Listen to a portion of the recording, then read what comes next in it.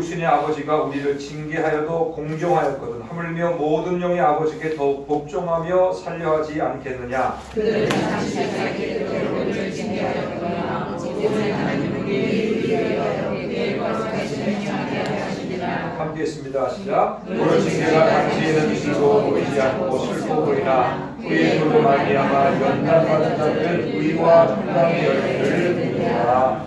아멘.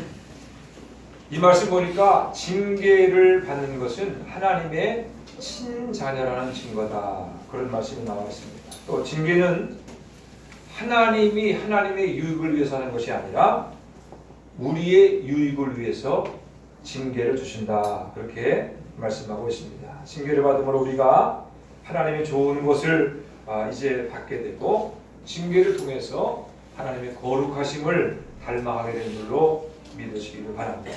오늘은 징계육 그 세 번째 시간인데 제가 11절 말씀을 읽어보겠습니다. 11절 말씀 다시 한번 제가 읽겠습니다. 무릇 징계가 당시에는 즐거워 보이지 않고 슬퍼 보이나 후에 그로 말미암아 연단받은 자들은 의와 평강의 열매를 맺느니라. 이렇게 말씀했습니다. 이 말씀 보게 되면 의와 평강의 열매, 이게 두 가지 열매인 것처럼 우리가 번역이 되어 있습니다. 하지만 원어적으로 보게 되면 의의 평화로운 열매 이렇게 번역하는 것이 타당합니다.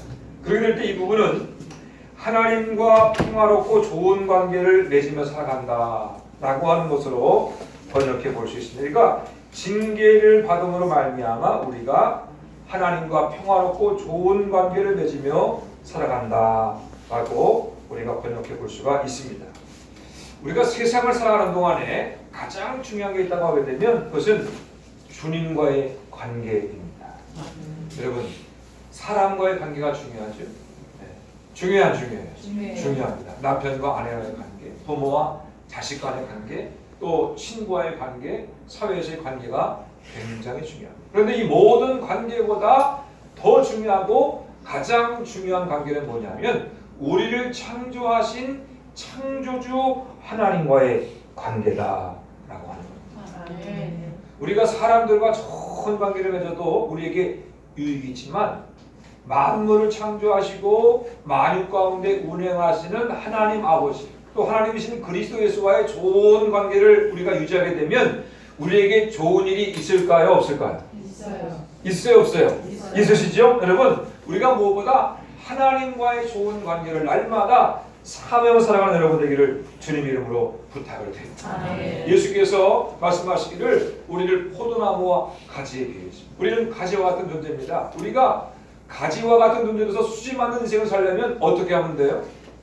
열심히 비료 뿌리고 잡초 꽂고 그리고 물도 줘야 되고 약도 치고 그래야 되죠? 아니요. 그래야 돼, 안 그래야 돼요? 안 그래야 돼요. 뭐만 잘하면 돼요? 한 가지 포도나무 대신 그리스도 예수께 딱 붙어있기만 합니다. 주님과의 좋은 관계를 유지하면 그냥 가만히 있어도 어떻게 해요? 포도나무 대 주님께서 우리에게 끊임없이 양분을 공급하심으로 우리의 삶 가운데 풍성한 열매가 맺혀지는 줄로 분명히 믿으시기를 바랍니다. 여러분, 너희는 먼저 그 나라와 그 일을 구하라 그러면 이 모든 것을 너희에게 더하십니다. 이 말씀 믿으세요, 안 믿으세요? 믿으시죠? 여러분, 그러니까 우리가 가장 힘써야 될 것은 뭐냐면 우리가 사업도 힘쓰고 직장도 힘쓰고 이런저런 일에 힘써야 되겠지만 주님과의 좋은 관계를 맺기 위해서 우리가 모든 것을 투자하고 힘을 써야 됩니다. 왜냐하면 그렇게 주님과의 좋은 관계를 맺게 될 때 내가 수고하고 애쓰고 노력하는 것보다 훨씬 더 초월하는 하나님의 풍성한 일을 누리게 되는 줄로 믿으시기를 바랍니다. 언제 한번 제가 은혜로 살아온 인생에 대한 간증을 좀 했으면 좋겠다 그런 생각을 하는데 여러분도 좀 간증을 좀 준비하세요. 간증. 그래서 제가 이제 금요철가 됐든지 주일오후가 되었든지 한번 간증 시간을 좀 가져보려 그럽니다. 땡글땡글 침례교수만 간증하는 게 아니라 우리 교회에서 좀 간증을 해야 되겠다. 그런데 간증은요 훈련이 없으면 안 됩니다. 왜냐하면 중원부원하게 되고 또 길어지기 때문에 우리 지난번에 황사님은 간증을 너무 잘해주셨는데 평소 해보신 것 같아요. 한 번도 안 해봤어요? 처음에요? 다음에 또 오늘 기회 드리겠습니다. 너무 잘했어요. 그러니까 간증은요 어떻게 하냐면 미리 여러분들이 이렇게 쭉 써서 준비하셔야 돼요. 쭉 써서 A4 용지 한 2장 정도로 보통 한 7분 또 길어야 10분 정도 분량으로 여러분이 간증을 잘 정리하셔가지고 저한테 검사를 미리 맡아요.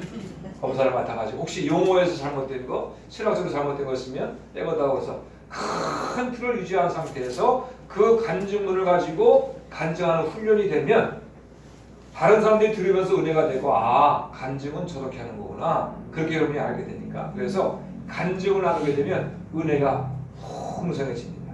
여러분들 이제 제가 곧 기회가 오겠죠? 네, 곧 기회가 올 겁니다. 그래서 여러분들 간증 준비하시게 되면 미리미리 작성하셔가지고 간증의 시간을 좀 나눠봤으면 좋겠습니다. 우리가 은혜로 사는 인생을 살아야 돼요. 은혜로 사는 인생. 은혜는 수고의 결과입니까? 거둬주시는 겁니다. 거둬주시는 거죠. 은혜 받는 공로잖아요. 은혜 인생이 있는가 하게 되면 공로 인생이 있어요. 땀 흘리며 수고하며 애쓰며 사는 인생도 있습니다. 그렇게 살아도 못 사는 거 아니죠. 그렇지만 은혜 인생은요 훨씬 더 좋은 겁니다. 여러분 열심히 해서 예를 들면 열심히 해서 연봉 5천만 원 그 인생을 사시겠어요? 그냥 은혜로 아유 저 사람 맨날 오는 것 같아. 그런데도 연봉 5천만 원 그러면 좋겠어요. 뭐라만 아프지 않습니까? 저 사람 맨날 오는 것 같은데 어떻게 저렇게 모든 게 잘 되나. 여러분 그런 인생이 그리스도 예수 안에 있는 인생입니다. 주님께서 분명히 약속했어요. 먼저 그 나라와 그 일을 구하라. 그 말씀의 의미는 뭡니까? 주님의 다스림을 받는 삶, 주님의 통치를 받는 삶, 주님과의 좋은 관계를 유지하며 살게 되면 우리에게 필요한 모든 것을 더해주신다. 그렇게 말씀했습니다. 하나님의 손이 요만하지 않습니다. 엄청납니다. 여러분 그 은혜를요 풍성히 받아 누릴 때 하나님과의 좋은 관계를 통해서 기대하고 꿈꾸는 것보다 더 넘치게 보시는 그러한 하나님의 은혜를 체험하고 여러분 간증하세요. 그러면요 저요 공수학당에서 막 그런 것처럼 여러분 막 나가지고 간증이 풍성한 우리 춘천지회 감독이 되시기를 주님의 이름으로 축원해 드립니다. 아멘. 그런데 어떻게 그렇게 되는가 오늘 말씀 보게 되면 우리가 12절과 13절 말씀을 통해서 하나님의 은혜를 누리기 위한 징계를 통해 주시는 은혜를 위한 두 가지 길이 나와 있습니다. 우리 한번 12절과 13절 말씀 히브리서 12장 12절과 13절 말씀 읽겠습니다. 시작. 그러므로 피곤한 손과 연약한 물을 일으켜 세우고 너희를 위하여 모든 길을 만들어 저는 자신과에도 어그러지지 않고 고침을 받게 하라. 네, 12절 말씀하기를 그러므로 피곤한 손과 연약한 무릎을 일으켜 세우라 이렇게 말했습니다. 우리가 징계를 통해 주시는 하나님의 은혜를 누리면 첫째로 다시 힘을 내야 됩니다. 여러분 피곤한 손과 연약한 무릎을 일으켜 세우라 이렇게 또 너희 발을 위해서 곧은 길을 만들어라 이렇게 말씀하고 있는데 이 말씀 보게 되면 피곤한 손, 연약한 무릎 지쳐 보이죠? 어때요? 한번 제가 피곤한 손, 연약한 무릎이 지쳐 보여 안 지쳐 보여? 그러니까 하나님의 은혜를 누리면 우리가 다시 힘을 내는 인생이 돼야 된다. 히브리서 12장 말씀 보게 되면 신앙생활을 믿음의 경주에 비유하고 있습니다. 우리 다 지금 믿음의 경주에 참여한 사람입니다. 여러분 이 믿음의 경주가 단거리 경주일까요? 장거리 경주일까요? 500m일까요? 아니면 42.195인가요? 42. 마라톤일까요? 예, 장거리죠. 신앙의 경주는요 장거리 경주. 결승점이 언제 어디 있어요? 결승점이 우리가 천국에서 눈을 딱 뜨는 순간 모든 경주가 끝나게 되는 겁니다. 그래서 이 신앙생활의 단거리 경주면 얼마나 좋겠어요? 준비 딱 옛날에는 요이 딱 그랬는데 요이 딱 넣으면 팍 떠가지고 탁 들어가는 그죠? 100m 정도면 얼마나 좋겠어요? 그런데 신앙생활이 절대로 단거리 경주가 그러다 보게 되면 우리가 힘쓰고 애쓰며 또 때를 따라 신앙생활 할 때 지치고 피곤하게 됩니다. 여러 가지가 있지만 그 이관자는 뭐냐면 끊임없이 우리에게 달라붙어 지치게 하고 피곤하게 만드는 죄가 있고 죄의 유혹들이 있습니다. 여러분 죄의 유혹이 있어요 없어요? 죄가 있어요 없어요? 있습니다. 여러분 우리가 선하게 살고 거룩하게 살기 원하지만 죄악된 본성으로 인해서 우리가 세상에 나와서 살 때 그런 죄의 유혹에 때로는 걸리기도 하고 때로는 짐이 되기도 하고 그래가지고 지치게 되고 피곤하게 됩니다. 그런 것들을 우리가 끊어버리고 열심히 믿음의 경주를 달려가지만 그럼에도 불구하고 우리가 지치고 피곤할 때가 있습니다. 그렇죠. 이렇게 많이 쉬었으면 좋겠다. 그래서 여러분들 토요일 날 쉬시잖아요. 토요일 날 푹 주무시죠? 네. 혹시 그래도 힘들고 지치고 피곤할 때가 있습니다. 여러분 목사는 매일 설교하니까 어떠겠어요? 지치겠어요? 안 지치겠어요? 야 맨날 설교 충만하겠다 그렇게 생각하시죠? 그래야 안 그래요? 아닙니다. 목사도 힘들 때가 있어요. 아 좀 쉬었으면 좋겠다 그럴 때가 있습니다. 그러나 여러분들 우리가 하나님의 은혜를 누리면 다시 힘을 내는 삶을 살아야 될 줄로 믿으시기를 바랍니다. 제가 금요초에 말씀드렸죠. 하도 이 가처분 판결이 안 나와서 제가 목요일날 전화해서 변호사님 자기도 그렇게 되는지 모르겠어요. 그러면서 제가 얘기했죠. 꿈을 꿨거든요.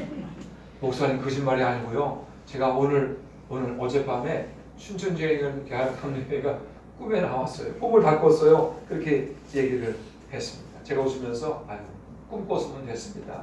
곧 판결 나오겠죠. 그렇게 말하고 전화를 끊었습니다. 근데 저도 그렇고 집사람도 그렇고요. 별 의미 없는 꿈을 꿔요. 요즘에 잠은 잘 자요. 잠은 누우면 잘 자는데 꿈을 안 꿨는데 요즘은요 별 스토리가 이게 연결되지 않은 꿈이 있어요. 그렇죠? 제가 그 남양교회 있을 때 섬기던 지금 장로되시는 권사님이 저한테 차를 빌려달라는 꿈이에요. 아니 이상하다 왜 자기 차가 나한테 차를 빌려달라고 했더니 차를 꿈에 빌려줬는데 차를 갔다가 왔는데 보니까 의자를 다 뒤로 밀어놓고 거기서 이렇게 자고 있어요. 아니 저 권사님이 저기서 잠을 자고 있나. 그러다 깼는데 가만히 생각해도 그 꿈이 무슨 스토리인지 모르겠어요. 그걸 뭐라 그래요? 개꿈. 그러니까 별로 의미 없는 꿈을 그냥 앞뒤가 안 맞는데 그냥 그런 꿈을 꾸는데 저만 그런 게 아니라 집사람도 그러냐. 여보 내가 요즘 이상한 꿈을 꿔. 무슨 꿈을 꾸는데 모르겠어. 하여튼간에 꿈을 꾸는데 무슨 스토리인지는 몰라. 그러면서 얘기를 하더라고요. 제가 가만히 생각해보니까 마음 한편에 뭐가 있어요? 기대가 있어요. 이거 빨리 나와야 돼. 한 달 보내면 나온다는데 무슨 석 달, 넉 달 지났는데 왜 안 나오나? 여러분 앞에서는 여러분 기다리세요. 괜찮습니다. 다 해줄 것입니다. 하나님께서 그렇게 말하지만 한편으로는 어떻게 해요? 네, 이게 안 나오는 말이지. 그런 마음이 있으니까 그게 꿈으로 나오는 것 같다. 그런 생각을 합니다. 제가 목요일 새벽에 일어나서 불평설인 기도했어요. 아유 주님 왜 이렇게 늦죠? 판사가 딴 생각하는 거 아니에요. 주님 그냥 확. 그래서 제가 불평을 섞어서 기도하면서 제가 그 묵상집을 딱 폈어요. 근데 묵상집에 그 내용이 그겁니다. 뭐냐면 당신이 기도하는 의미는 기도의 응답이 아니라 하나님을 붙잡기 위한 것이다. 그런 그 묵상의 내용이 있더라고요. 여러분 우리가 왜 기도합니까? 기도 응답 받으려. 그런데 거기서 그 목사님이 하는 얘기는 뭐냐면 우리가 기도하는 이유는 응답을 받으려고 기도하면 그건 안 되잖아요. 뭐 때문에 기도해야 돼요? 주님을 바라보고 주님을 붙잡기 위해서. 네? 주님을 바라보고 붙잡기 위해서 기도해야 하나님께서 그걸 따라서 때를 따라 응답해 주시지. 하나님을 가까이 하는 건 뒤로 제껴놓고 응답만 주세요라고 하게 되면 우리는 응답을 바라는 거지 주님을 바라는 삶이 아니다. 그런 얘기입니다. 제가 읽고 나서 회개했어요. 내가 이게 그냥 말로는 주님만 바라봅시다. 주님을 바라봅니다. 그리고 주님께 집중해야 됩니다라고 말해놓고 사실은 이게 춘천 지방법원에 집중을 하고 판사에게 집중을 하고 내가 주의력이 산만해졌다. 그런 생각을 하면서 회개를 했습니다. 여러분 산만해지면 피곤하게 돼요. 우리의 주의가 십자가를 바라보다가 다른 것 바라보게 되면 지치기 시작하는 증거입니다. 지치지 않고 힘내는 여러분들이 되기를 바랍니다. 히브리서 12장 2절 3절에 메시 성경이 이렇게 말합니다. 오직 예수만 바라보십시오. 그분은 우리가 참여한 이 경주를 시작하고 완주하신 분입니다. 그분이 어떻게 했는지 배우십시오. 그분은 앞에 있는 것 곧 하나님 안에서 그리고 하나님과 함께 결승점을 지나는 기쁨에서 눈을 떼지 않으셨기에 달려가는 길에서 무엇을 만나든 심지어 십자가와 수치까지도 참으실 수 있었습니다. 그렇게 번역했어요. 우리가 여러분들 어디다가 눈을 둬야 돼요? 우리 주님과 함께 결승점을 지나는 기쁨에다가 눈을 뜨지 마. 네? 결승점을 지날 때까지. 주님과 함께 결승 테이프를 끊는 그 순간까지 바라보며 살게 될 때 우리가 십자가도 이기고 모든 수치도 이기게 된다라고 하는 것입니다. 여러분, 언제 여러분이 천국 결승점 테이프를 끊을까요? 50년 내에는 다 끊을 수 있습니다. 그렇죠? 언제인지 모르지만 그러나 그때까지 우리가 주님을 바라보고 끊임없이 달려나가는 가운데 하나님의 은혜를 누리는 여러분 되기를 주님의 이름으로 부탁을 드립니다. 두 번째로 증기를 통해서 하나님의 은혜를 누리기 위한 바른 길을 걸어가야 된다라고 하는 거죠. 히브리서 12장 13절 공동 번역은 이렇게 번역을 합니다. 그리고 바른 길을 걸어가십시오. 그러면 절름거리는 다리도 뒤틀리지 않고 오히려 낫게 될 것입니다. 이렇게 번역했어요. 우리는요, 바른 길을 걸어가야 되는 그러한 사람들입니다.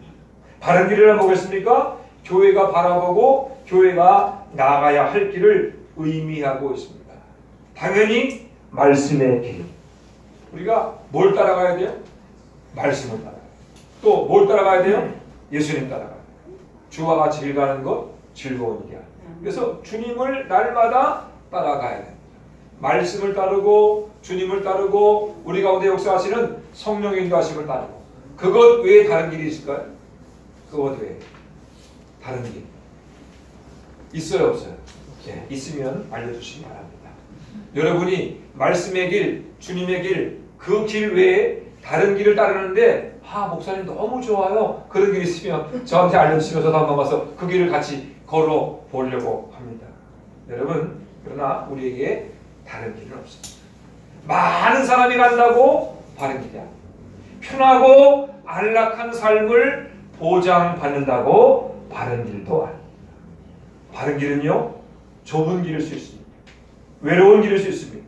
때로는 고난이 따르는 길일 수도 있습니다. 그러나 그 길이 말씀이 가르치는 길이고 예수님이 가신 길이라고 하게 되면 우리는 그 길로 가야 될 줄로 믿습니다. 왜냐하면 그 길로 가게 될 때 하나님의 은혜를 누릴 수 있기 때문입니다. 그 길로 가게 될 때 우리 심령의 평강이 임하고 하나님의 은혜가 끊임없이 임하게 될 것이기 때문입니다. 우리가 부족합니다. 연약합니다. 그래서 때로는요, 방황하기도 하고 헷갈릴 때도 있습니다.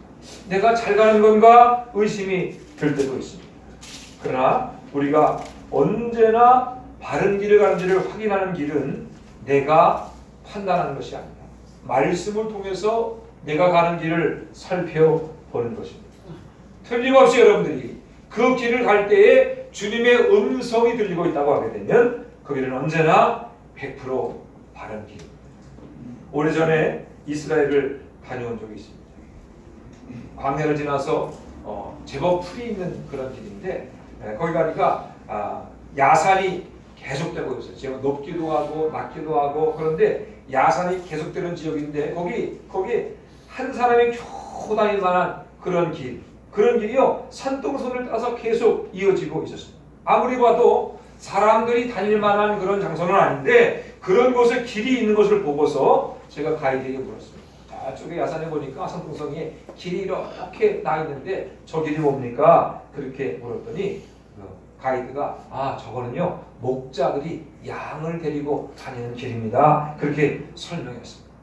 꼬불꼬불거리고요, 오르락 내리락 뭐 그런 길이, 또 어느 때는 과연 저 길이 맞나 싶기도 하지만 목자를 따라가는 길은 언제나 바른 길입니다. 여러분, 내비게이션을 따라가는 길이 바른 길이에요? 처음 갔는데 내비게이션이 가는 길이 바른 길이에요? 내 감각을 따라가는 게 바른 길이에요? 감각을 따라가다가 고생합니다. 아무리 봐도 이 길이 아닌 것 같아도 내비게이션이 인도하는 길을 따라가 바른 길을 가는 거예요. 그러니까 우리가 인생을 살 때도 이 길이 맞나 싶기도 하지만 그러나 주님께서 그 길을 인도하신다는 확신이 있으면 또 말씀에 비추어 그 길이 합당하다고 하게 되면 그 길은 언제나 바른 길인 줄로 깨닫게 되기를 바랍니다. 바른 길이 넓은 길은 아닙니다. 바른 길이 편한 길은 아닙니다. 그러나 바른 길은 그 끝에 푸른 주장과 쉴만한 물가가 있습니다. 여러분, 내일을 모르시죠? 내일이 여러분들이 어떻게 될 것 같아요? 모릅니다. 그러면 1시간 뒤는 알겠어요, 여러분들? 1시간 뒤는 몰라요. 우리가 장담하지만 우리는요, 1시간 뒤도 모르면서 1시간 뒤도 모르면서 내일 일을 왜 걱정하십니까? 한 달 일을 왜 걱정하세요? 앞으로 우리 애들이 어떻게 될까? 걱정하지 마세요. 여러분, 주님께서 우리의 과거와 현재와 미래를 알고 계십니다. 우리가 할 일은요, 선한 목자 되시는 주님의 음성에 귀를 기울이고 주님의 인도하심을 우리가 확신하면서 거기를 따라가는 것입니다. 내 주변에 뭐가 있는지 누가 있는지 그게 별로 중요한 게 아닙니다. 아무리 고두강실 호화로운 집에 살아도 주님이 없다면 그곳은 내가 있어야 할 곳이 아닙니다. 수많은 사람들과 함께 가는 길이어도 주님의 음성이 들리지 않으면 우리는 잘못된 길을 가고 있는 것입니다. 언제나 말씀을 통해 들리는 주님의 음성을 확인하는 여러분들이 되시기를 바랍니다. 아멘. 성령께서 내게 주시는 그 감동에 민감한 여러분이 되기를 바랍니다. 그래서 선한 목자이신 주님을 따라 언제나 바른 길을 걸어가므로 때를 따라 베푸시는 하나님의 놀라운 은혜를 누릴 수 있는 여러분과 제가 되기를 주님의 이름으로 축원해 드립니다. 아멘. 여러분, 제가 기도하는 것은 여러분들이 간증이 풍성한 인생, 할렐루야, 하나님의 은혜와 축복을 받은 간증이 풍성한 인생. 죽도록 고생했어요. 그거 말고, 살다 보니까 그냥 고생길이었어요. 그거 말고 하나님께서 우리의 험한 인생을 동행하셔서 때를 따라 베푸시는 풍성한 은혜를 여러분이 삶으로 간증하는 간증이 풍성한 인생이 되시기를 바랍니다. 우리 안에 그렇게 될 줄로 믿습니다. 늘 주의 말씀에 순종하는 가운데 간증이 풍성한 은혜가 넘치는 여러분의 삶이 되기를 주님 이름으로 축원해 드립니다. 우리 말씀을 기억하시면서 통성을 기도하십니다. 낙심하지 않고 주님과 함께 천국 결실점을 향해 달려가는 인내 믿음을 주시옵소서. 언제나 주님을 따라가는 바른 길 가는 인생이 되게 하옵소서. 그리함으로 풍성히 베푸시는 은혜를 주시는 우리가 되기를 원합니다. 주여 한번 부르시고 통성으로 기도하겠습니다. 주여